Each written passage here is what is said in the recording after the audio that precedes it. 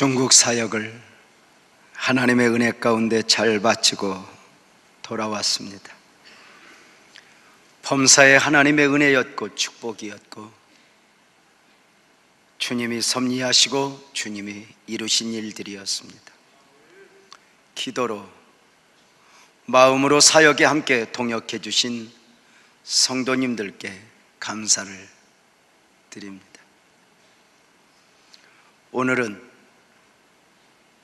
무덤 이야기를 하면서 말씀을 시작하려 합니다. 성도님들은 무덤이라 하면 어떤 느낌이 있으십니까? 무덤 앞에서는 아무 희망도 보이지 않아 모든 것이 끝났다 여겨지는 것 아니겠습니까? 무덤 앞에서는 더 이상의 소망이 없기에 미움도 시기도 질투도 의미가 없어져 버립니다. 무덤의 가장 큰 필요는 무덤을 더 화려하게 꾸미는 것이 아닙니다. 무덤의 필요는 생명입니다. 예수님이 마르다 마리아와 함께 무덤 앞에 서셨습니다. 그 무덤 안에는 주님의 사랑받는 자 나사로가 죽어 장사 지낸 바 되어 있습니다. 자신이 죽어 있는 줄도 모르고 죽어 있는 것입니다. 죽은 지 나흘이 되었으니 죽은 나사로의 시신은 부패가 되어 냄새가 납니다. 무엇보다도 장사된 나사로의 무덤은 큰 돌에 가로막혀 있습니다. 그 죽은 나사로의 무덤 앞에 주님이 서신 것입니다. 단순히 위로하기 위해서도, 사랑했던 나사로의 무섬을 살피기 위해서도 아니었습니다. 생명의 주인 되신 주님께서 죽어 있는 줄도 모르고 죽어 있는 나사로의 무덤을 열고 죽은 나사로를 살려내기 위해 무덤 앞에 서신 것입니다. 이것은 세상이나 세상에 속한 사람들은 이해할 수 없는 일입니다. 왜냐하면 사람들은 죽으면 모든 것이 끝나는 줄 알기 때문입니다. 죽음 앞에 모든 것이 끝나는 것은 상식입니다. 이렇게 죽으면 모든 것이 끝나는 줄 아는 인생들이 예수님을 십자가에 못 박아 죽였습니다. 그렇게 죽으신 예수님을 무덤에 가두고 사람들은 자기들이 승리한 줄 알았습니다.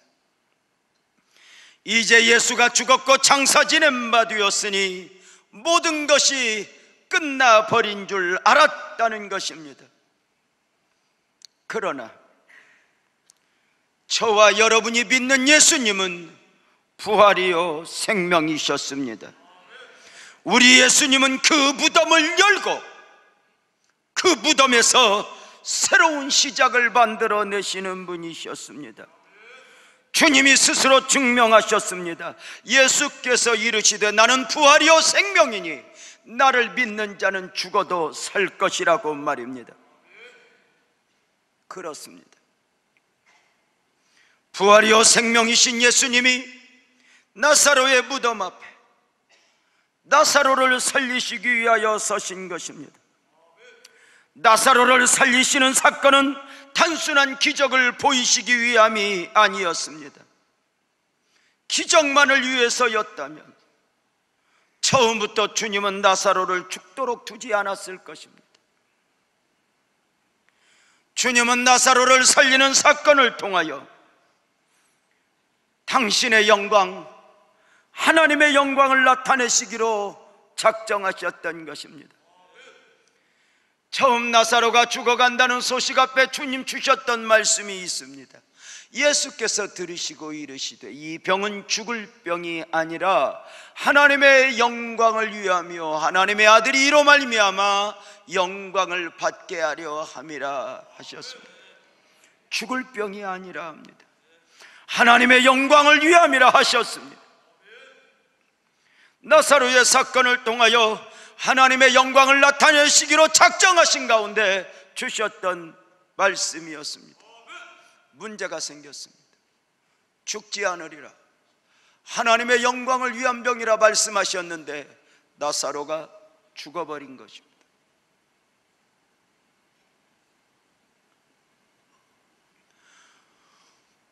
죽으면 모든 것이 끝나는 줄 아는 사람들은 나사로가 죽지 않을 것이다 라고 하는 말씀도 하나님의 영광을 위한 병이라 하셨음도 끝나버린 줄 알았습니다.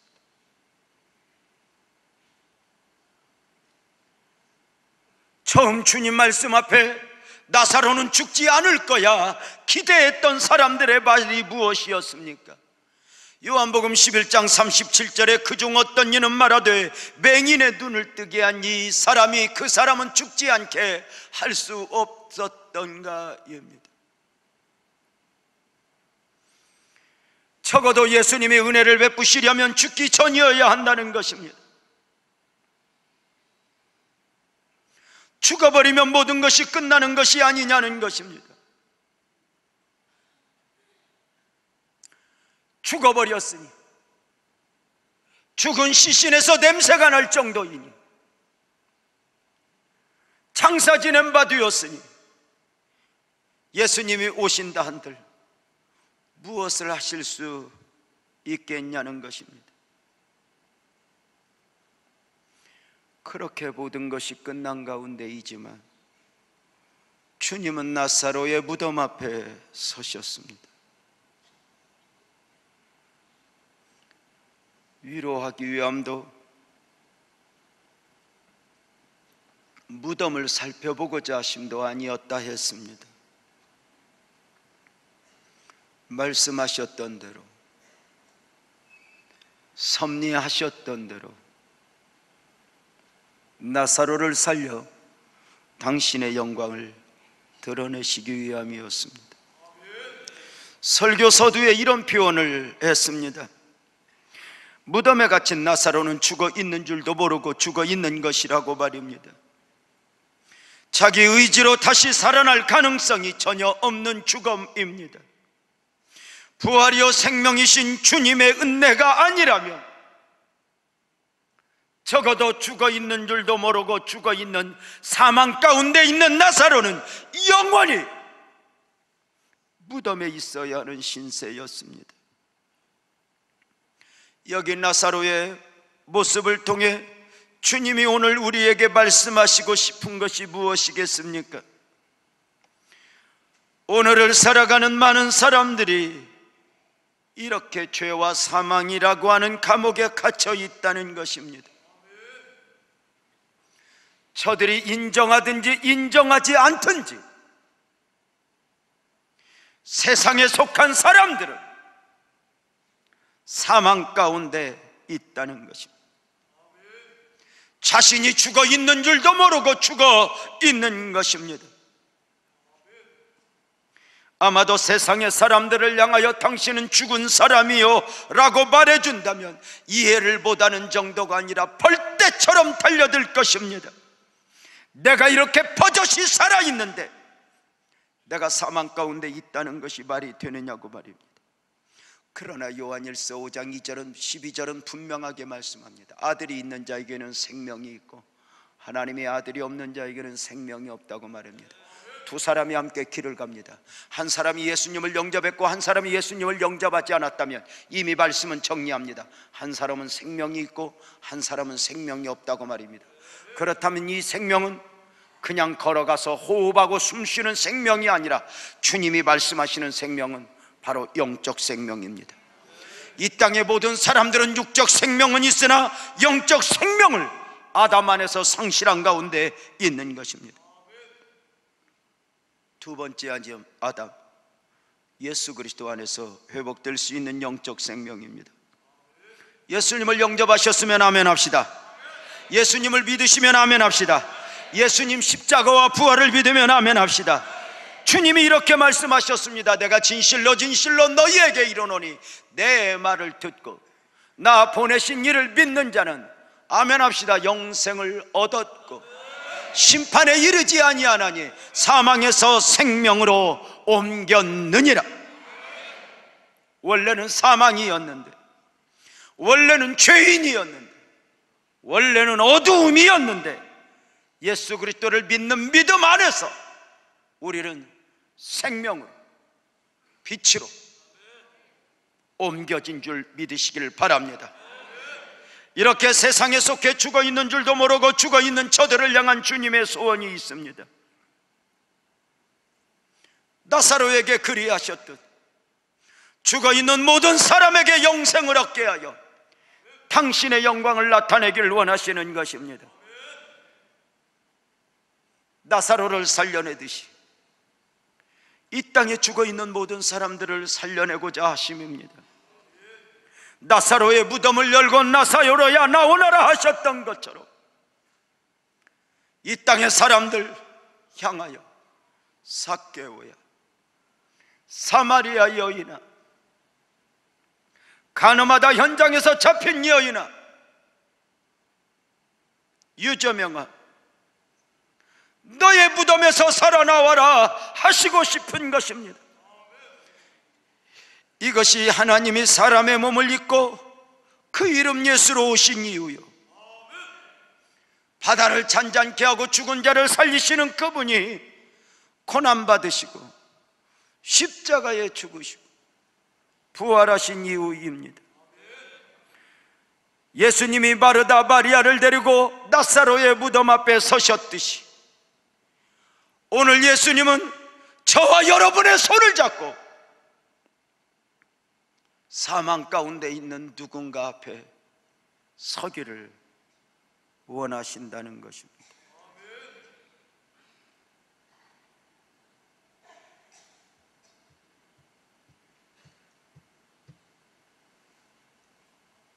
그들을 사로잡고 있는 죄와 사망의 무덤을 여시어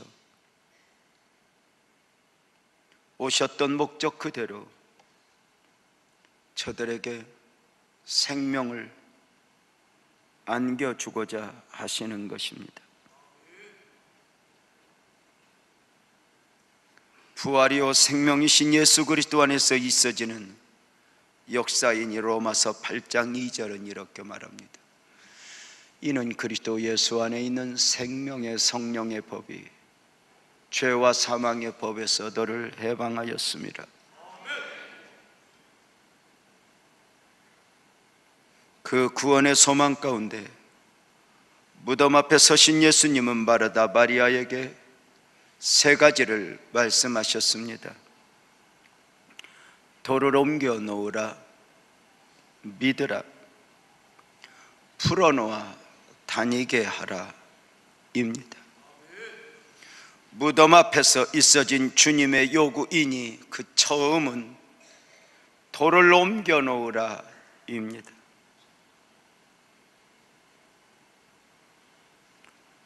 죽어 있는 줄도 모르고 무덤 속에 죽어 있는 나사로와 주님 사이를 가로막고 있는 돌입니다.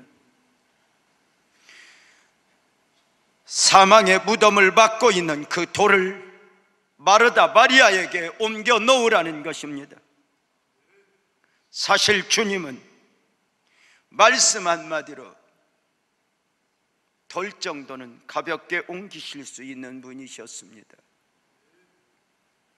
그럼에도 마르다 마리아를 보고 돌을 옮기라 하셨으면 분명한 메시지가 있습니다. 생명을 살리는 일은 기적으로가 아니라 눈물의 헌신과 수고를 통해 이루어지는 역사라는 것입니다. 다시 말씀을 드립니다. 생명을 잉태하고 생명을 출산하고 생명이 있게 하는 모든 일은 기적으로가 아닙니다. 하나님이 사람이 되셔야 했던 이유가 무엇이었습니까? 고난받으시고 죽으셔야 할 이유가 무엇이었습니까? 생명의 역사, 구원의 역사, 그 엄청난 역사를 이루어내시기 위함이었습니다. 생명을 살리는 일은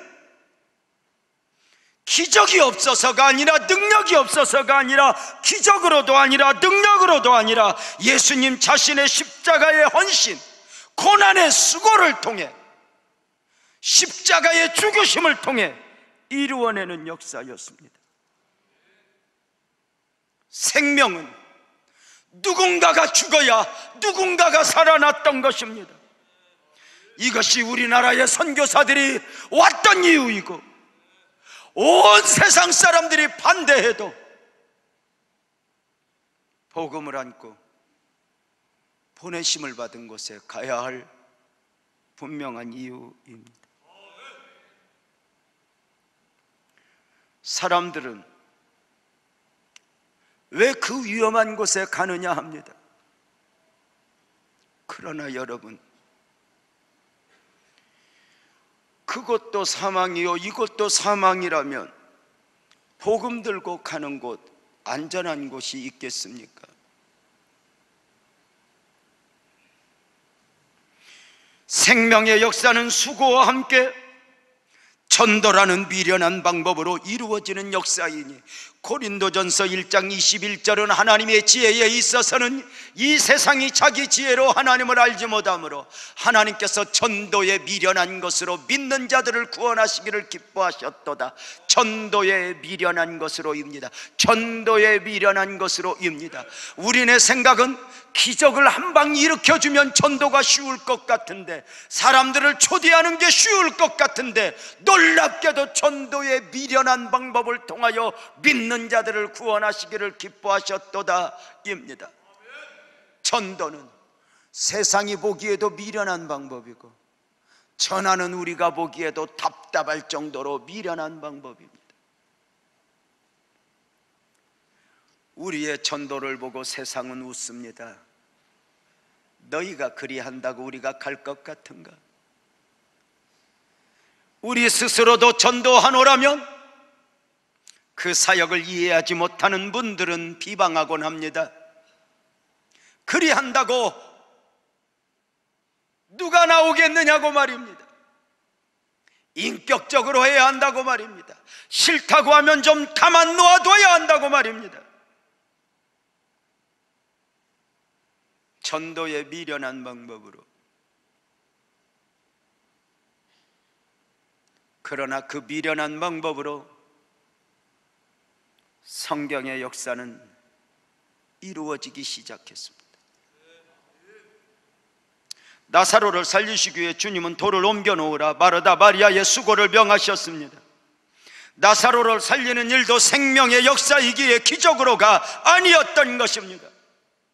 무덤에 돌을 옮기기 위해서 아마도 마르다 마리아는 온 힘을 다해야 했을 것이고, 그 와중에 손마디가 부르터졌을 것입니다. 그럼에도 돌을 옮겨야 했습니다. 왜입니까? 먼저는 죽어 있는 줄도 모르고 죽어 있는 사람들은 자신의 무덤에 돌을 옮길 능력이 없다는 것입니다. 사망 가운데 있는 사람들은 앞서 생명을 얻은 사람들, 구원을 얻은 사람들, 저들의 헌신과 수고를 필요로 하는 것입니다. 죽어 있는 줄도 모르고 죽어 있는 사람들은 자신의 무덤에 무엇이 가로막고 있는 줄도 모르기 때문입니다. 그러나 우리는 압니다. 우리는 보입니다. 육적인 필요와 영적인 필요의 차이가 있다고 말씀을 드렸습니다. 육적인 필요는 필요에 의해서 필요를 느낍니다. 돈의 부족 앞에 돈의 필요를 느끼고, 건강의 부족 앞에 건강의 필요를 느끼고, 지식의 부족 앞에 지식의 필요를 느낍니다. 그런데 영적인 필요는 소유한 뒤에야 필요를 인식하게 됩니다. 구원을 받고 보니 구원이 있어야 함을 알고, 용서를 받고 보니 용서가 있어야 함을 알고, 천국 백성이 되고 보니 천국 백성이 되어야 한다는 사실을 알게 됩니다. 그래 세상 사람들은 죽어 있는 줄도 모를 뿐만 아니라 자신들에게 구원이 필요하다는 사실을 절대로 인식하지 않습니다. 아니, 인식하지 못하고 있습니다. 그래 우리가 저들을 향하여 복음을 전하면 저들은 이렇게 말합니다. 우리를 그냥 두라고 말입니다. 종교는 자유 아니냐고 말입니다. 내가 알아서 하겠다고 말입니다. 그러나 앞서 구원의 은혜를 잊고 보니 우리는 너희들을 그냥 줄 수 없다는 것입니다. 그냥 두어서는 안 된다는 것입니다. 그런 애절함 앞에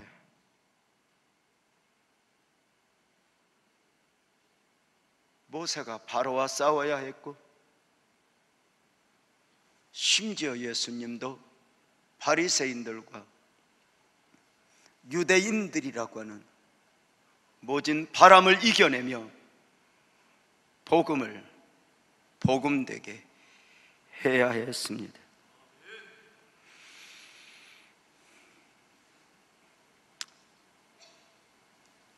생명을 살리시기 위해 주님은 저와 여러분에게 전도의 수고를 원하십니다. 전도는 단순히 누군가를 하나 초대하는 게 아닙니다. 전도는 처절한 영적 싸움입니다.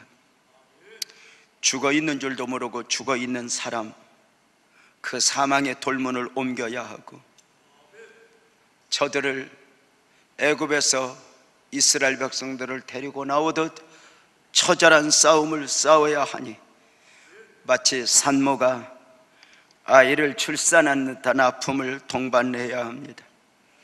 아니, 그것보다 더 힘들 수 있습니다. 육신의 생명이 아니라 영적 생명을 살리기 위한 싸움이기 때문입니다.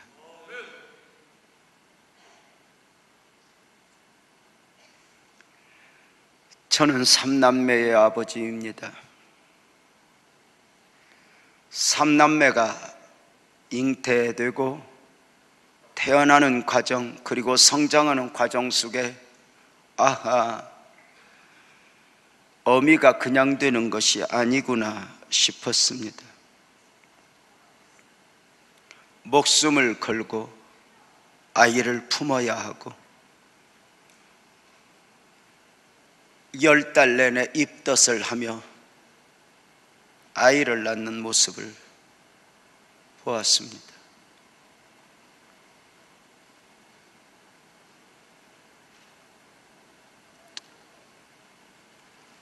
사랑하는 여러분, 아이를 낳는 여인들을 보면 의외로 순산하는 경우도 있지만 대부분은 난산하게 됩니다.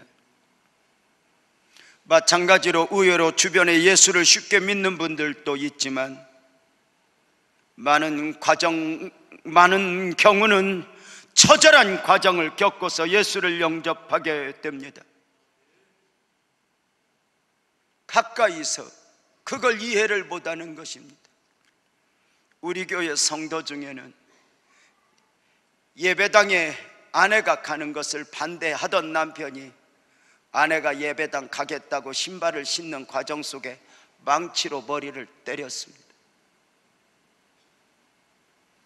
피가 난자해졌지만 그 머리를 수건으로 싸고 병원으로가 아니라 그가 그렇게 오고 싶어 하던 예배당에 와서 눈물로 예배를 드렸습니다.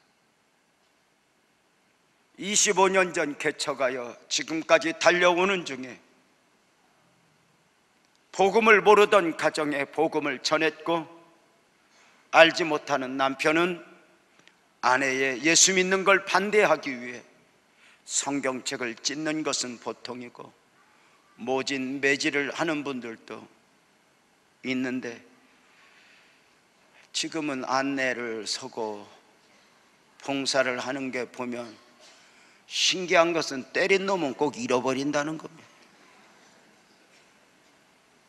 여러분, 복음이 그냥 됩니까?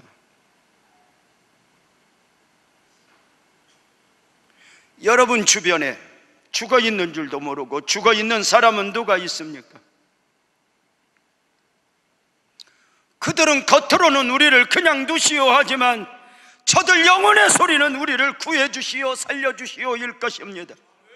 그 영적 호소를 들은 많은 선교사님들과 전도자들이 견딜 수 없는 마음으로 각자의 선교지와 전도지를 향하여 달려가는 것입니다. 지옥 간 부자의 영혼의 소리를 들어보셨습니까? 어쩌면 나사로에게, 나사로야, 너 매일 우리 집 대문에 있지 않았니? 내가 출근할 때에 퇴근할 때 너는 나를 보지 않았니? 우리 집에서 부스러기 음식이지만 그것으로 너는 먹지 않았니? 나사로야, 너는 왜 나에게 영원히 중요하다고 말하지 않았니? 나사로야, 너는 왜 나에게 영원히 있다고 말해주지 않았니? 왜 복음이 필요하다고 말하지 않았니? 영혼의 탄식 소리죠. 생명을 살리는 일은 저절로 되지 않습니다. 땀이 나고 손이 부르트는 가운데라도 돌을 옮기는 수고를 해야 합니다. 이 일을 위하여 바울은 3번 태장으로 맞아야 했고 40에 하나 감한매를 5번 맞아야 했고 죽었다고 수없이 내던져져야 했습니다. 온몸이 만신창이가 되어도 또 일어나 갈 길로 가는 것이 복음이 요구하는 바입니다. 전도는 생명을 살리는 일이고 그 생명을 살리는 일은 처절한 수고를 동반해야 합니다. 처음 복음이 복음되는데도 기적으로 됐습니까? 아니요. 예수님이 죽었습니다. 침뱉음을 당하고 맞았습니다. 채찍에 맞았습니다.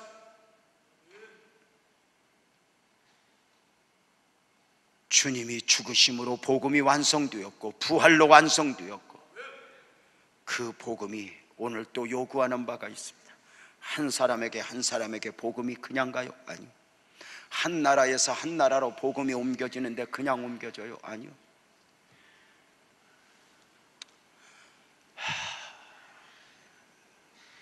외국에 나가 선교사님들을 보면 감동하는 바가 있어요.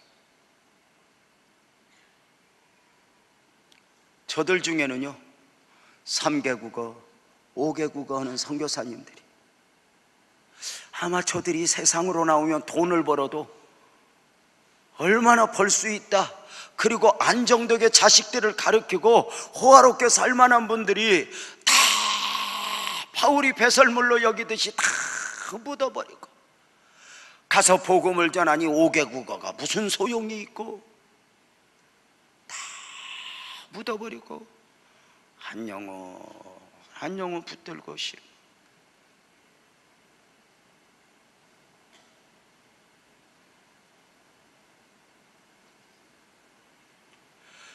이번 중국의 사역을 마치고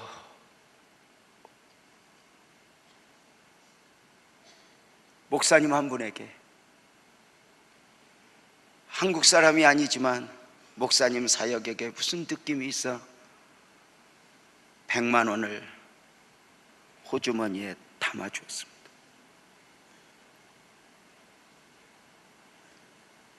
저녁에 메시지가 왔습니다. 목사님 고맙습니다. 내일 모레 저희는 집세를 못 내서 쫓겨나야 했습니다.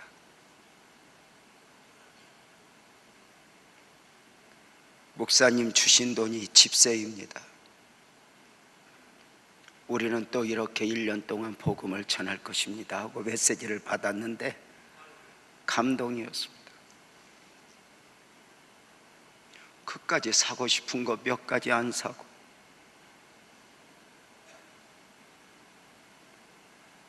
복음이 그렇게 찌질찌질하게 전해집니다. 생각 같으면 주님이 좀 기적을 주고 그만하려 합니다. 그런데 왜 그렇게 찌질찌질하게 하는지. 하나님이 우리에게 원하는 거 다 주면서 교회만 나와다오 그리하면 될 것 같은데 아닌 거예요.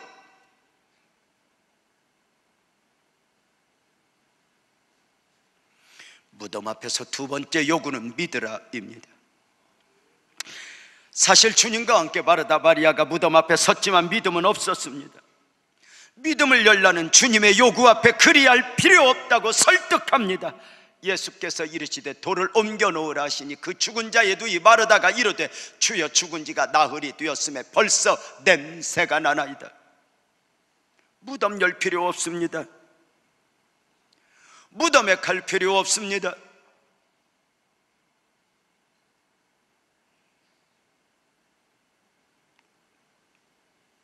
냄새나는 무덤을 열 필요가 없다는 것은 상식입니다.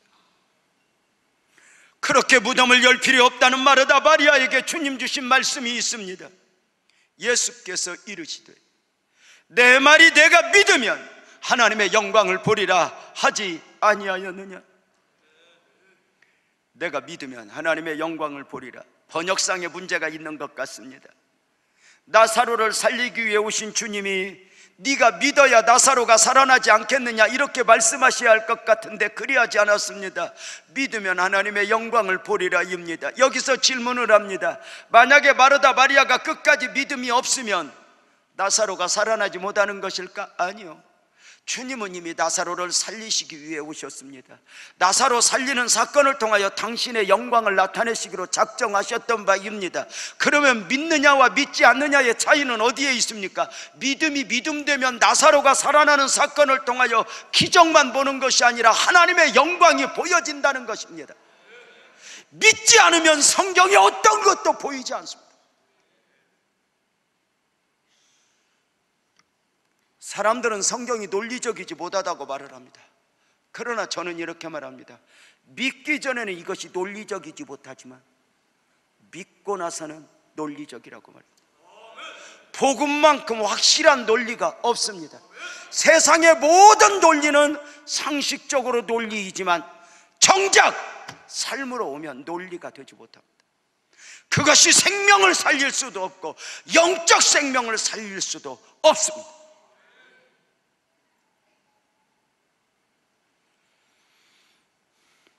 설교 서두에 이런 말씀 드렸습니다. 주님이 나사로를 살리시는 기적을 위함이었다면 처음부터 죽도록 두지 않았을 것이라고 말입니다. 처음부터 주님은 주님의 영광을 계획하셨습니다. 하나님의 섭리, 하나님의 비전, 하나님의 뜻을 나타내고자 하심이었습니다. 하나님은 여러분의 삶을 통해서도 당신의 계획하신 바가 있으십니다. 나는 여러분 삶에 담겨진 하나님의 메시지를 읽어낼 수 있는 복된 은혜가 있기를 바랍니다. 크게 아멘합시다. 내 삶에는 하나님의 뜻이 담겨 있어. 하나님의 섭리가 담겨 있어. 내가 그것을 믿으면 보이는 겁니다. 믿지 않으면 내가 교회를 다녀야 되느냐 말아야 되느냐 심각한 고민을 하게 됩니다.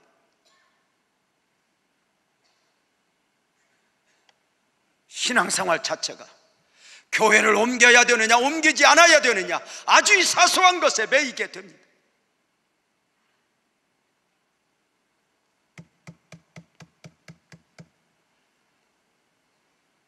믿음 없이 나사로의 무덤을 보았던 많은 사람들이 나사로 살아나는 기적은 보았습니다. 그러나 주님이 보여주고자 하는 영광은 볼 수 없었습니다. 믿어야 보는 것이기 때문입니다. 아멘 합시다. 주여 우리에게 더 큰 믿음을 주시옵소서. 우리에게 눈을 열어 더 아름다운 것들을 보게 하여 주옵소서. 더 크게 아멘 합시다. 고난 그리고 축복 내 삶에 담겨진 하나님의 메시지를 읽어내는 복된 은혜가 있게 하여 주옵소서. 오늘의 삶 속에 나는 하나님을 계산하고 있는가? 하나님의 영광을 욕심내고 있는가? 무덤 앞에서 주님의 세 번째 요구는 풀어놓아 다니게 하라입니다. 무덤에 돌은 옮겨졌습니다. 무덤 앞에서 기도하신 주님은 돌이 옮겨진 무덤을 향하여 크게 외치셨습니다. 나사로야 나오너라. 그리고 나오는데 나사로가 무덤에서 걸어 나오는데 생명의 주인 되님께서 생명의 역사를 일으켰는데, 나사로의 무덤에서 살아나오는 나사로의 모습을 요한복음 11장 44절은 이렇게 쏘져갑니다. 죽은 자가 수족을 베로 동인체로 나오는데 그 얼굴이 수건에 쌓였더라. 예수께서 이르시되 풀어놓아 다니게 하라. 생명을 살리는 분은 주님이지만 무덤을 여는 수고, 그리고 풀어놓아 다니게 해야 하는 수고는 우리의 헌신을 통해 있어지는 역사입니다. 사랑하는 여러분, 수족을 베로 동인체로 나온다, 이제 막 구원받은 사람들의 모습입니다. 주님의 은혜로 생명이 겨우 살아나 교회에 오셨지만 사망의 그늘이 아직도 저들을 매고 있는 것입니다. 교회는 나왔지만 죄와 사망의 찌꺼기들이 덕지 붙여 있는 것입니다.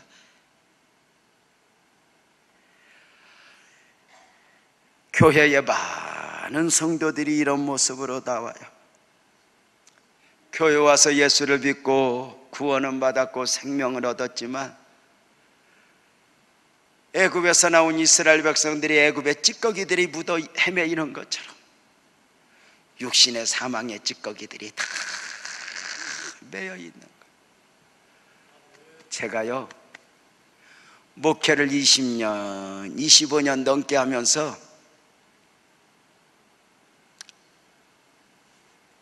조금씩 아버지 마음으로 성도를 바라보는 눈을 조금씩 가지게 되는 것 같아요. 아직 멀었지만. 옛날에는 교회에 이렇게 들어오는 성도를 보면 좋아 보이는 성도, 조금은 힘들어 보이는 성도가 이렇게 보여요. 아, 저 성도는 좋아 보인다, 그냥 놔둬도 되겠구나, 저 성도는 돌봄이 필요하겠구나, 이게 보였는데 요새는 문을 열고 들어오는 성도들은 다 불쌍하게 보여. 옷을 화려하게 입고 왔든지, 명함을 5장을 가지고 왔든지, 좋은 가방을 들고 좋은 자동차를 타고 들어왔든지 들어오면 보여. 여러분 자식 여러 뜨놈이는 성공한 자식은 성공한 자식대로 불쌍해 보이고, 그 어미 눈에 못난 자식은 못난 자식대로 다 불쌍해 보이는 게 어미만 보이는 거예요.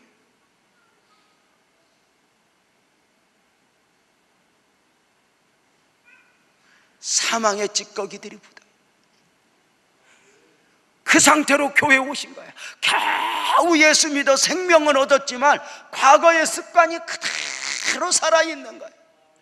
그래서 어떤 분들은 교회에 와서 오해하는 거야. 교회에 오니까 도둑놈들이 더 많다고. 언제 여러분이 이렇게 사람만이 모이는데 살아봤겠어? 정답이죠. 여러분, 어느 날 예배당 밖에서 예배당 안으로 들어왔다고 천사 되는 거 아님을 여러분들이 더 잘 알잖아. 신기한 건 밖에서 바람 피던 놈은 여기서 안 피는 것 같아도 아니요, 장소만 바뀌었지. 음탕한 눈으로 환경과 여건이 조성이 안 돼서 그렇지 한순간 넘어질 준비하고 있는 거예요. 밖에서 사기치고 돈 빌려던 사람 예배당 오면 안 올 것 같아요? 오, 믿음은 없어도요, 돈 빌릴 곳은 다 보입니다. 신기하게 돈 빌리는 사람은 요람만 봐도 안 돼, 누가 돈 있는가를.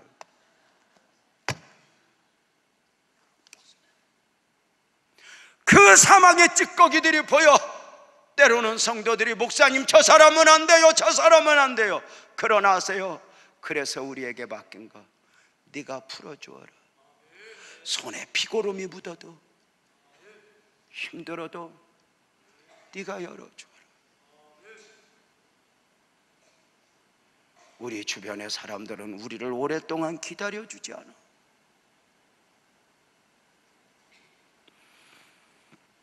사랑하는 여러분,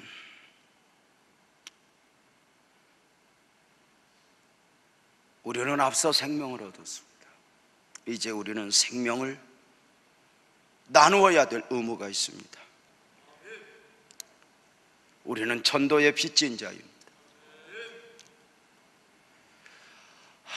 앞선 믿음의 사람들에게 받은 사랑을 이제 우리는 전해줘야 할 의무가 있습니다.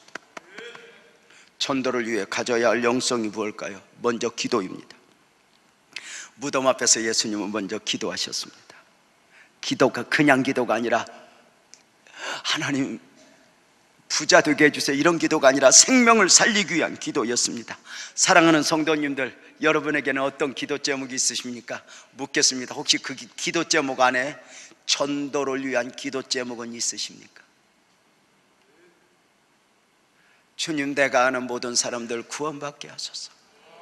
주님, 나를 아는 모든 사람들 구원받게 하소서. 취직을 해야 하겠다, 월급이 올랐으면 좋겠다, 승진했으면 좋겠다, 이 모든 기도 제목 안에 전도를 위한 기도 제목이 있느냐고 묻고 있습니다. 우리가 때로는 부족하여 전도하지 못할 수 있습니다. 그러나 기도마저 하지 않는다면 그것은 아픔입니다. 오랫동안 기도로 쌓아놓는 것 너무 중요하니, 때로는 교회 오신 지 얼마 안 되는 분들이 열심 내는 것을 보면 감동이요 묻습니다. 아니 어찌 이리 열심을 내십니까? 물어보면 오랜 날 동안 뒤에서 기도로 쌓아놓았던 분들이 있음을 알게 돼요. 저절로 되는 건 없어요. 기도부터 시작하는 것입니다. 전도를 위한 기도입니다. 전도를 위한 기도. 주여, 주여, 저 앞집 아저씨 나를 통해 구원받게 해줘서, 나만 보면 눈 올기는 저 아줌마 하나님 정상으로 돌아오게 하사 구원받게 하소서.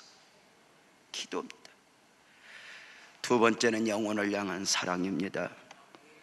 예수님은 죽어있는 줄도 모르고 죽어있는 나사로를 사랑했으니 예수께서 본래 마르다와 그 동생 나사로를 사랑하시더니 영혼을 향한 사랑, 참 사랑이죠.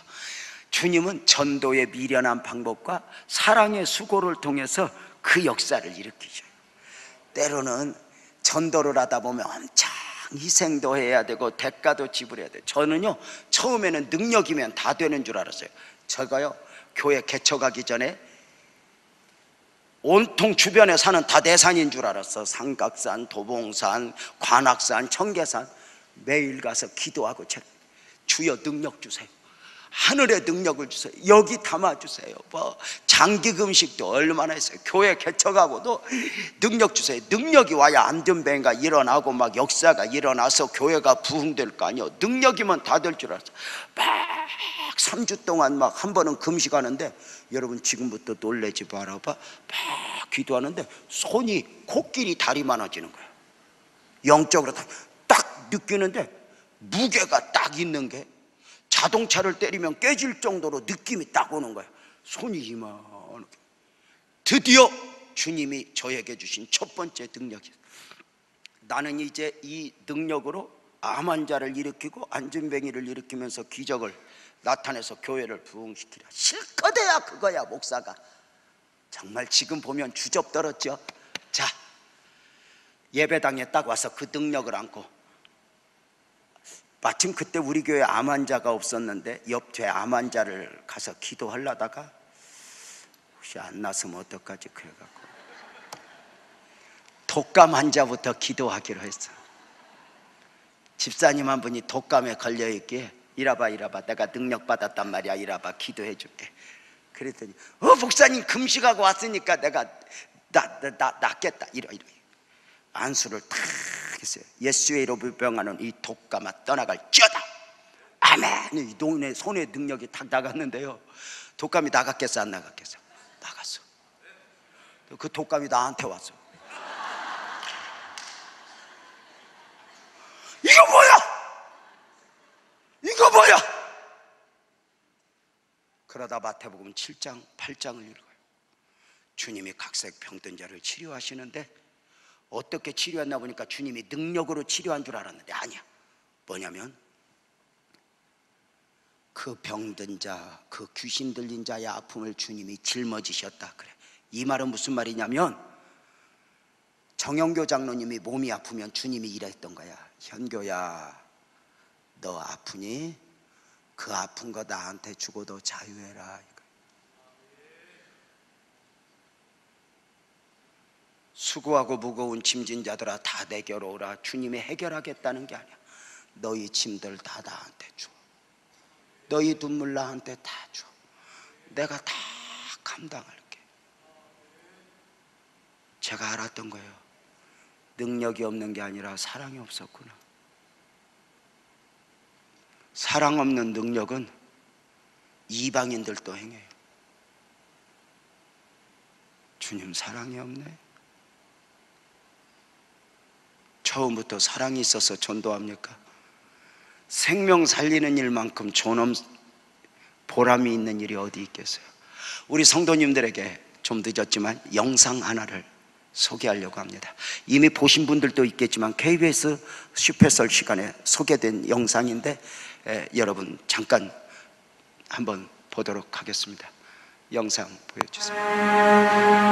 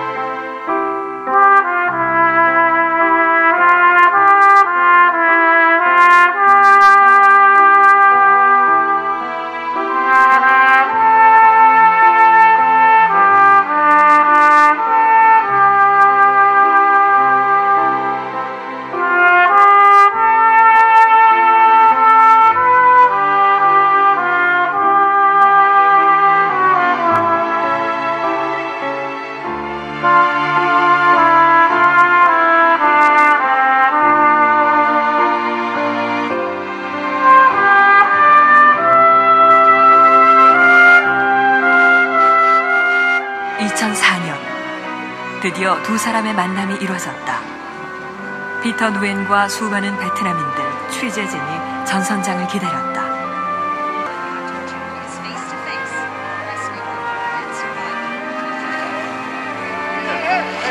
한눈에 전선장을 알아보고 뛰어나가는 피터 누엔. 19년 만에 이루어진 극적인 만남이었다.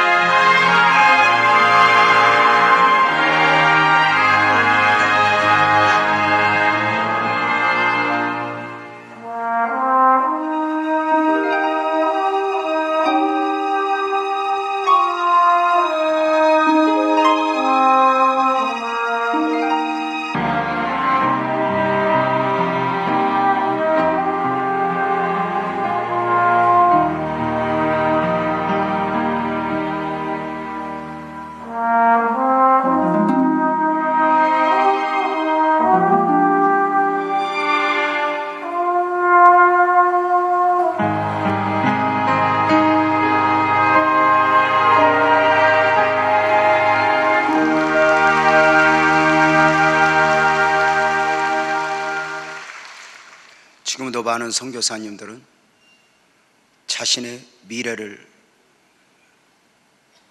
접고 자신의 경력을 다 포기하고 복음으로 전해지기 위해 몸부림을 칩니다.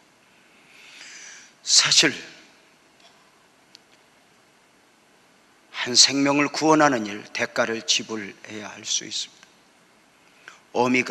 많은 여인들이 어미가 되는 것은 그냥 되는 게 아닙니다. 저는 언젠가 우리 아내를 보면서 알았던 게 있습니다. 아내가 나보다 덜 똑똑해서 집에만 있는 게 아니구나. 나보다 부족해서 나를 뒤서바라지 않은 게 아니구나 알았습니다. 그는 어미가 되기 위해 배웠던 거, 익혔던 거 다 접고 어미로서 살아가는 거죠. 피터 누엔과 전선장의 만남, 그리고 그때 살아났던 사람들이 전선장을 안는 모습은 마치 천국에서 전도를 한 사람, 전도받은 사람들이 서로 안아주는 모습이 아닐까요? 여러분을 기다리는 사람은 몇 명이고 여러분을 환영하는 사람은 몇 명이나 되겠습니까?